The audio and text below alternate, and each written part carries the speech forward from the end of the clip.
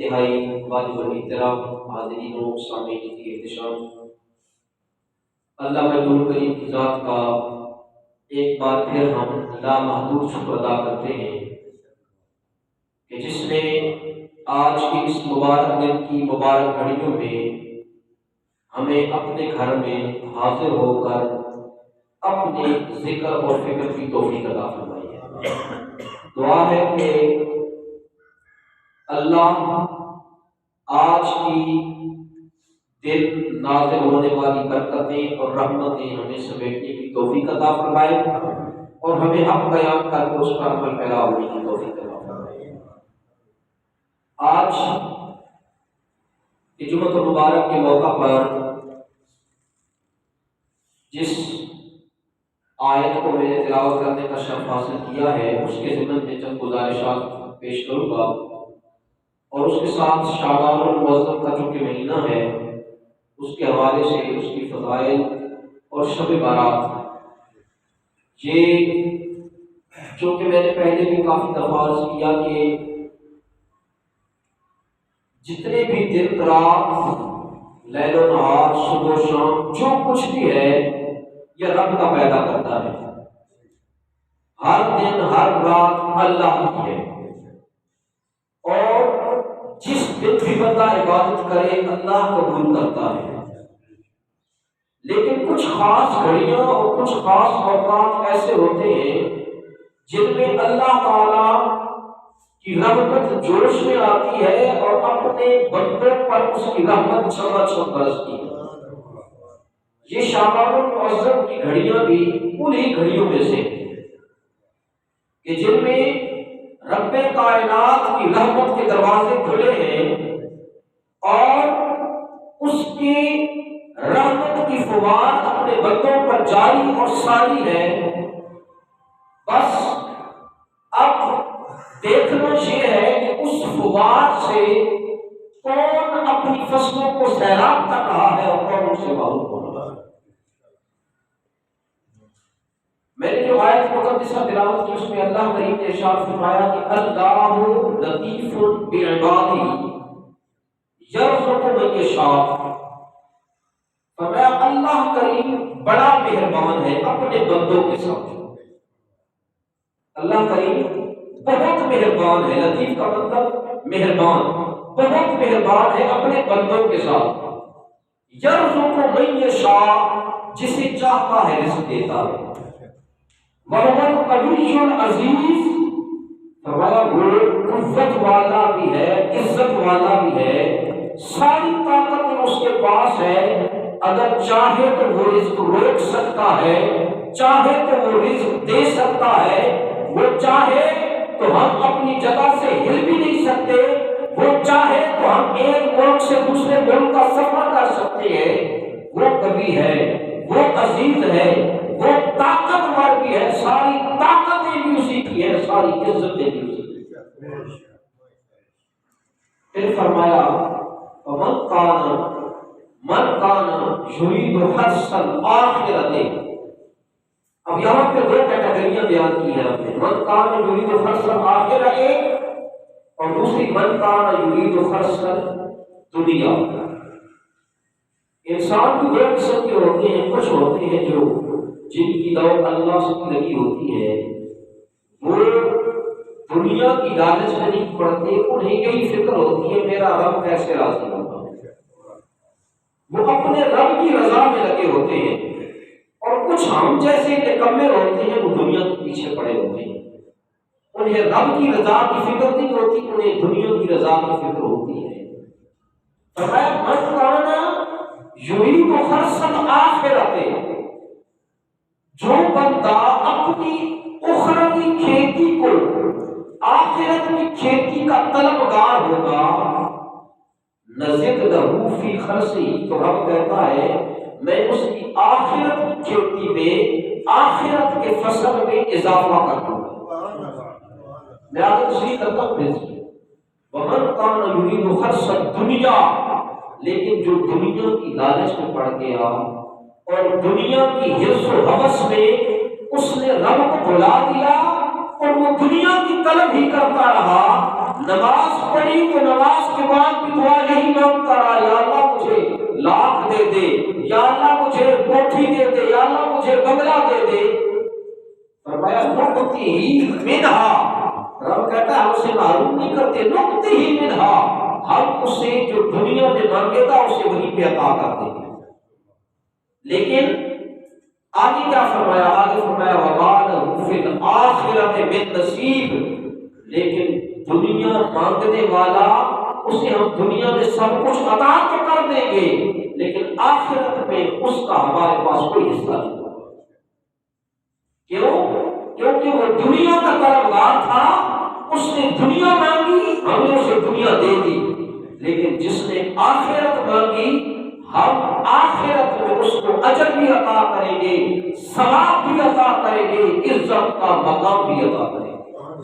اسی لیے کئی آقا علیہ الصلوۃ والسلام فرمایا کرتے تھے، حضور فرماتے تھے کہ جب بھی دعا مانگو تو یہ دعا مانگا کرو، جامع الدعا۔ حضور نے فرمایا ربنا آتنا فی الدنیا حسنۃ وفی الآخرۃ حسنۃ وقنا عذاب النار۔ اے رب مجھے دنیا کی نیکیاں بھی عطا فرما، دنیا کی اچھائی بھی عطا فرما، آخرت کی اچھائی بھی عطا فرما۔ دنیا میں بھی اچھائی مانگو، آخرت میں بھی اچھائی مانگو۔ اب یہاں پر آخرت کی کھیتی کا ذکر آیا ہے، خرچ کہتے ہیں کھیتی کو۔ علامہ قاضی بیضاوی رحمۃ اللہ تعالی علیہ آپ فرماتے ہیں کہ خرچ کا معنی ہے الخرص فی الاصل القاء البذر فی الارض۔ خرچ کہتے ہیں زمین کے اندر بیج ڈال دیں۔ ہم کسان لوگ ہیں سارے تقریباً، تو کسان کیا کرتا ہے، وہ گندم مونگ پھلی کوئی بھی چیز جو ہم کاشت کرتے ہیں اس کو ہم زمین میں ڈال دیتے ہیں، خاص زمین کے اندر ڈال دیتے ہیں۔ اس لیے ڈال دیتے ہیں وہ پھر فصل اگے گی، نکلے گی، پھر وہ فصل پکے گی، پھر ہم کاٹیں گے، اس سے غلہ حاصل ہوگا۔ فرمایا خاص یہ زمین کے اندر بیج ڈالنے کو کہتے ہیں۔ وَيُقَالُ لِلزَّرْعِ الْحَاصِلِ مِنْهُ، پھر جب وہ زمین سے کونچے نکلتی ہیں، پھر ان سے گوشے نکلتے ہیں، پھر وہ پھل حاصل کرتے ہیں، پھر جو حاصل کرتے ہیں وہ اس کا ما حاصل ہوتا ہے۔ قاضی بیضاوی فرماتے ہیں کہ اصل یہی ہے کہ یہ دنیا دار العمل ہے، یہاں پہ تم نے عمل کا بیج ڈالنا ہے، آخرت میں تم نے اس کی کھیتی کاٹنی ہے۔ نبی کریم علیہ الصلوۃ والسلام نے ارشاد فرمایا نا کہ اب دنیا مزرعۃ الآخرہ، دنیا آخرت کی کھیتی ہے۔ دنیا کے اندر تم نے اعمال کے ذریعے، نماز کے ذریعے، روزہ، حج، زکات، نیکی، بڑوں کا ادب، والدین کا ادب، اساتذہ کا ادب، ہر نیکی کا بیج تم نے عمل کے طور پہ ڈالنا ہے۔ یہی بیج جب تم آخرت میں جاؤ گے تو یہ پھلدار پودا بن چکا ہوگا جو تمہارے لیے اجر و ثواب کا باعث ہوگا۔ یہ خرچ ہے، یہ کھیتی ہے دنیا کی۔ لیکن اس کے بارے میں فرمایا جو آخرت کی کھیتی چاہتا ہے، جو آخرت کا ثواب حاصل کرنا چاہتا ہے، اور آخرت کا ثواب پھر کتنا ہے، یہ نہیں کہ تم نے یہاں پہ عمل کیا، ایک نماز پڑھی، ایک مرتبہ سبحان اللہ کہا تو اس کا اجر تھوڑا ملے گا، نہیں، فرمایا اس کا اجر تمہارے عمل کے مطابق، تمہاری نیت اور خلوص کے مطابق ہوگا۔ جتنا تمہارا خلوص زیادہ ہوگا، جتنا تمہارے عمل میں اخلاص زیادہ ہوگا، اتنا رب تعالیٰ تمہیں تمہارے اجر میں اضافہ فرمائے گا۔ یا رسول اللہ کتنا اجر ہوگا؟ میرے قریب آقا علیہ الصلوۃ والسلام نے ارشاد فرمایا اجر اتنا زیادہ ہوگا، بلکہ قرآن نے کہا اجر اتنا زیادہ ہوگا کہ اگر کوئی نیکی کرنے والا ایک نیکی کرے گا اس کو بدلے میں 10 گنا ثواب ملے گا۔ فرمایا نہیں 10 گنا پہ بھی جی نہیں بھرا، اگر اس کا اخلاص زیادہ ہوگا تو یہ ثواب 700 گنا تک چلا جائے گا۔ نزید لہو، فرمایا نزید لہو فی خرصہ، وہ بیج ایک بوئے گا، ہم اس کو گندم کے بیج کتنے ہوتے ہیں؟ مونگ پھلی کا بیج کتنے ہوتے ہیں؟ ہوتے ہیں کتنے نکلتے ہیں؟ کبھی حساب لگائیں؟ زیادہ چلے جاتے ہیں کبھی کبھی۔ اخلاص کی بات ہے، جتنا آپ اس کی گوڈی کریں گے، جتنا اس کو پانی دیں گے، وہ زیادہ سے زیادہ ہوگا۔ عمل میں جتنا آپ کا اخلاص ہوگا، اس عمل کو جتنا آپ خلوص کا پانی دیں گے اور اس کی گوڈی کریں گے، اتنا ہی اجر و ثواب زیادہ ملے گا۔ فرمایا اللہ لطیف بعبادہ، کیوں یہ اضافہ کیوں کیا جا رہا ہے؟ چاہیے تو یہی تھا نا، مکار کسی کے ہے نا کہ ہم نے نماز پڑھی، ایک ہی نماز کا ثواب ملتا نا۔ ہم آتے ہیں اپنے گھر سے مسجد میں نماز پڑھنے کے لیے، فرمایا کہ جو بات کے ساتھ نماز پڑھتا ایک نماز ہے، کتنی نمازوں کا ثواب ملتا ہے؟ 27 نمازوں کا ثواب مل جاتا ہے نا۔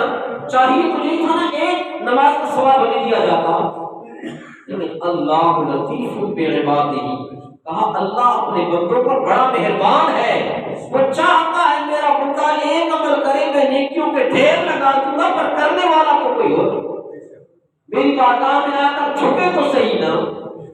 رحمت اوہی بہانہ بھی جویت، اس کی رحمت صرف بہانہ طلب کرتی ہے۔ میرا بندہ ایک بار آ کر مجھے پکارے تو صحیح، اے رب میں تیری بارگاہ میں آ گیا ہوں، پھر دیکھنا میری رحمتیں، میری جو رحمت کی بارشیں اس طرح چھما چھم اس پر برس۔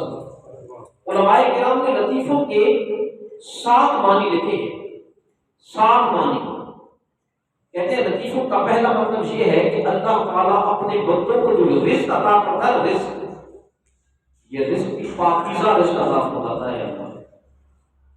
کبھی آپ نے دیکھا ہو کہ ہم جو کھاتے ہیں، یہ زمین سے جو نکلتا ہے، وہ کوئی گندی چیز نکلتی ہو ہمارے لیے؟ ہم جو کچھ کھاتے ہیں، جانور ذبح کرتے ہیں، ہم گوشت کھاتے ہیں، وہ بھی صاف ستھرا گوشت۔ ہمیں رب رزق دیتا ہے تو وہ بھی، آپ بکری سے گائے سے دودھ نکالتے ہیں، کتنا صاف و شفاف ہوتا ہے۔ وہ الگ بات ہے کہ ہم پانی ملا کر اس کو گندا کر دیتے ہیں، ہم ملاوٹ کر کے ہر چیز کو گندا کر دیتے ہیں، لیکن جب رب کی طرف سے ہمیں ملتا ہے تو پاکیزہ ہی ملتا ہے۔ اللہ لطیف بعبادہ، دوسرا معنی علماء لیتے ہیں کہ اللہ تعالیٰ اپنے بندوں پر اس قدر مہربان ہے، اس قدر مہربان ہے کہ اللہ تعالیٰ اس بندے پر بھی رحم کرتا ہے جو اپنے اوپر رحم نہیں کرتا۔ جسے اپنا ہوش نہیں ہوتا، اللہ اسے بھی اپنی پہچان بھی عطا کر دیتا ہے، اپنے معبود کی پہچان بھی عطا کر دیتا ہے۔ اور پھر سب سے بڑی بات جو علماء نے لکھی، کہتے ہیں کہ لطیف کا مطلب یہ ہے کہ اللہ جو بندہ توبہ کرتا ہے، توبہ گناہ کرنے کے بعد، گناہ انسان سے سرزد ہو جاتا ہے، گناہ کرنے کے بعد توبہ کرتا ہے، اللہ تعالیٰ اس کی توبہ قبول کرنے میں اس پر مہربانی فرماتا ہے، اس پر احسان فرماتا ہے۔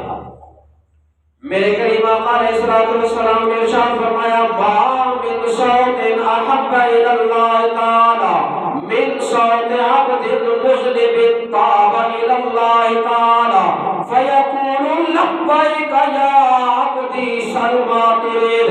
میرے کریم آقا صلی اللہ علیہ وسلم نے ارشاد فرمایا، جب کوئی بندہ گناہ کرنے کے بعد اللہ کریم کی بارگاہ میں حاضر ہو کر اپنی استغفار کے لیے حاضر ہوتا ہے، مولا میں نے گناہ کر دیا، مولا مجھ سے گناہ سرزد ہو گیا، اے کریم رب میرے گناہ معاف فرما دے۔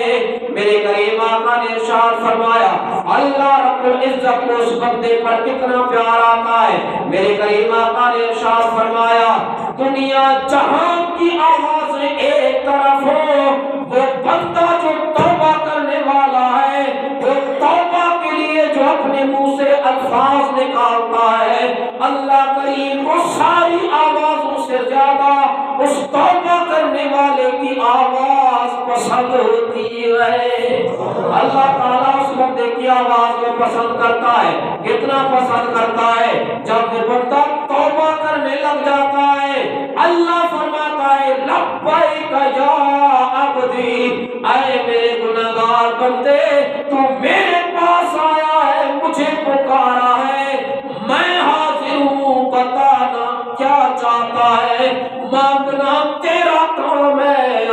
کرنا میرا کام ہے۔ یہ شان ہے رب کائنات کی، اللہ لطیف بعبادہ، وہ اپنے بندوں پر بڑا مہربان ہے۔ پھر میرے کریم آقا علیہ الصلوۃ والسلام کے غلاموں علماء کرام نے جو اگلا معنی بیان فرمایا اللہ لطیف کا مطلب یہ ہے کہ اللہ تعالیٰ اپنے بندوں کا ساتھی ہے۔ بہترین ساتھی اگر کسی انسان کا کوئی ہونا چاہیے میرے بھائی وہ اللہ کریم ہے۔ پانچواں معنی جو بیان فرمایا اللہ کریم اپنے بندوں پر احسان کرنے والا ہے۔ کس طرح احسان کرنے والا ہے؟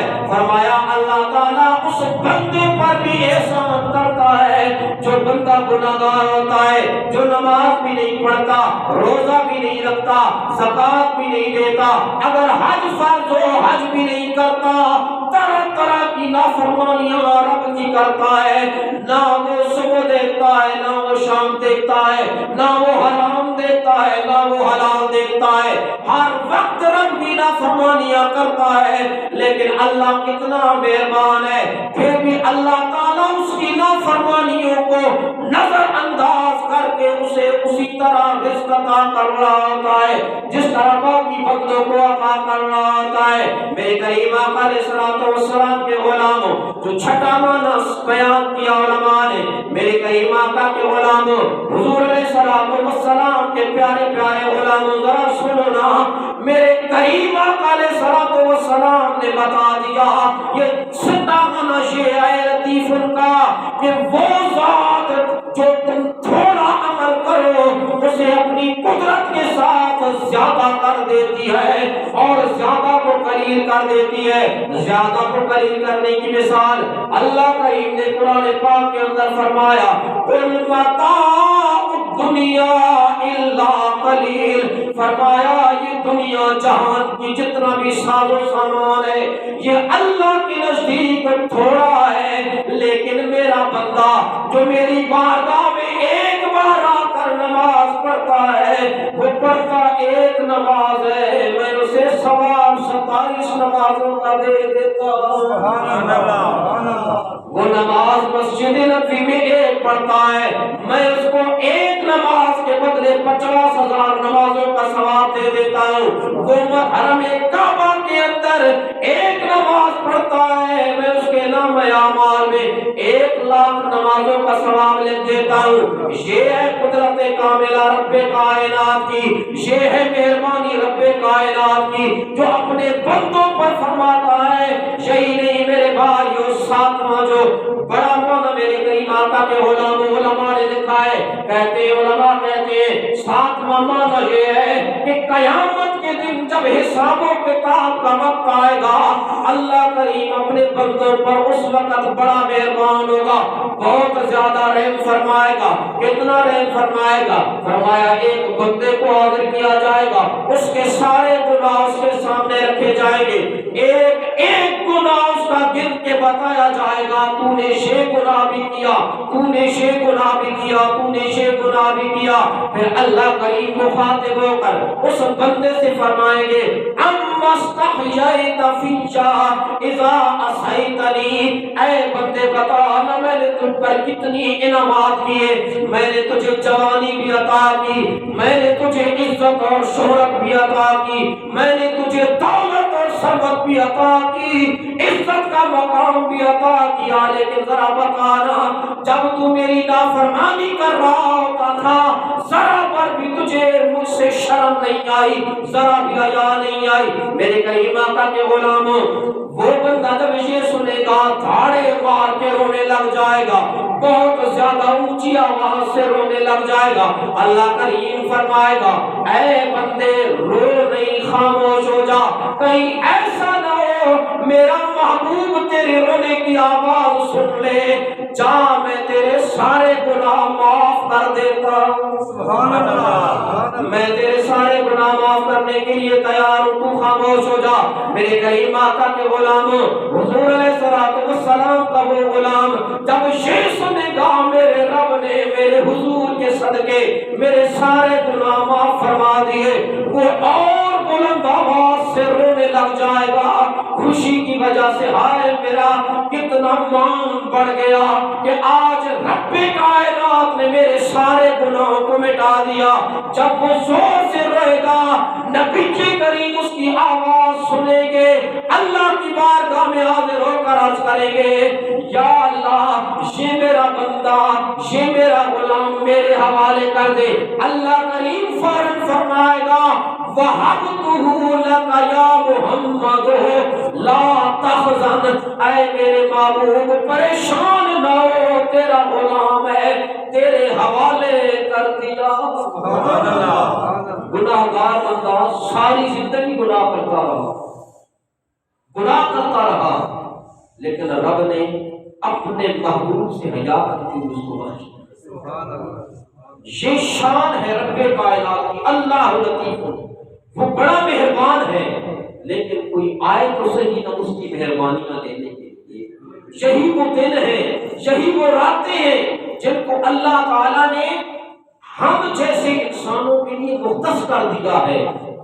اگر سارا سال وقت نہیں ملتا تو رجب کے مہینے میں میری بارگاہ میں آ جایا کرو، شعبان کے مہینے میں آ جایا کرو، رمضان کے مہینے میں آ جایا کرو، مجھ سے معافی مانگ لیا کرو، پھر دیکھنا میں کتنا غفور رہی۔ سبحان اللہ۔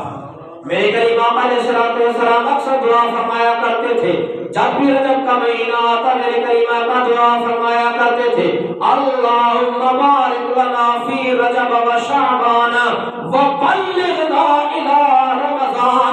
فرماتے تھے اے اللہ ہمارے لیے رجب کو اور شعبان کو باعث برکت بنا دے، ہمیں رمضان تک خیر عزت کے ساتھ پہنچا دے۔ میرے کریم آقا علیہ الصلوۃ والسلام نے فرمایا فضل شعبان علی سائر الشہور کفضل علی سائر الانبیاء۔ فرمایا شعبان کا مہینہ کتنا افضل ہے، فرمایا شعبان کا مہینہ سارے مہینوں سے اتنا افضل ہے جتنا میں سارے انبیاء سے افضل ہوں۔ سبحان اللہ۔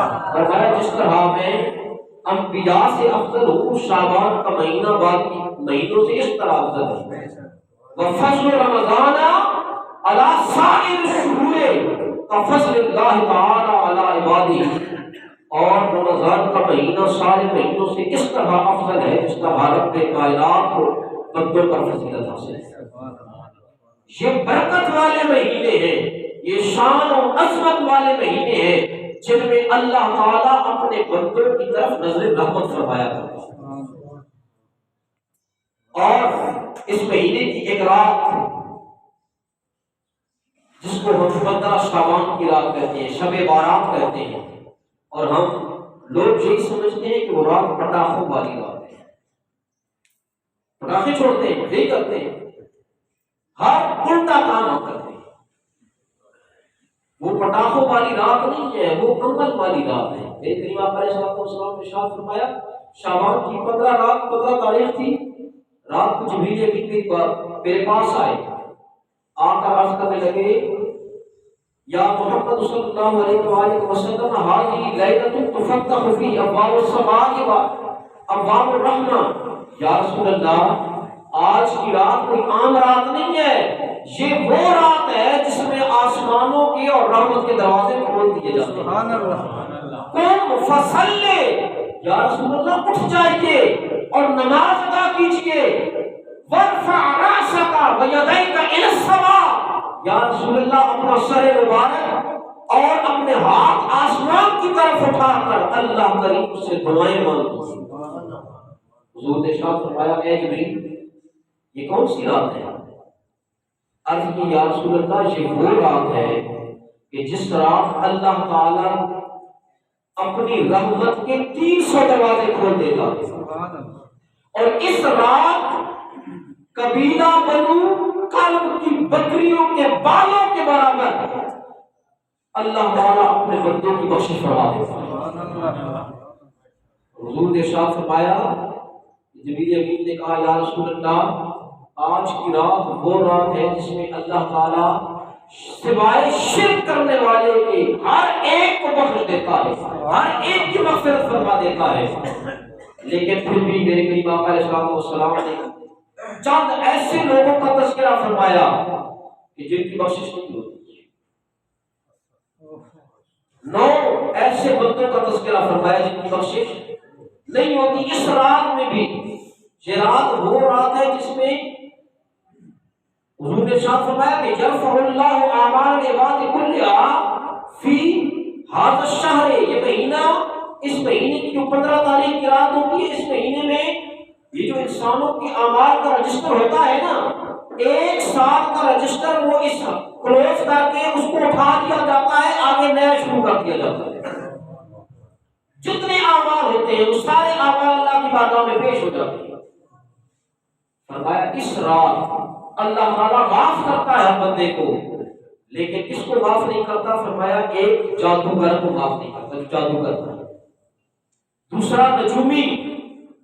تیسرا کینہ رکھنے والا، جو اپنے دل کے اندر کینہ رکھتا ہے. ظاہری طور پر بڑا میٹھا میٹھا کر کے ملتا ہے، لیکن دل کے اندر کینہ رکھتا ہے.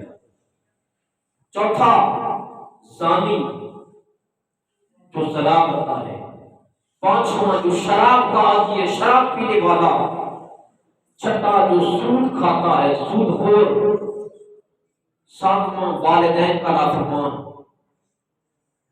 آٹھواں چغل خور، چغلی کھاتا ہے، ایک کی بات دوسرے کو، دوسرے کی تیسرے کو، آپس میں لڑاتا ہے لوگوں کو.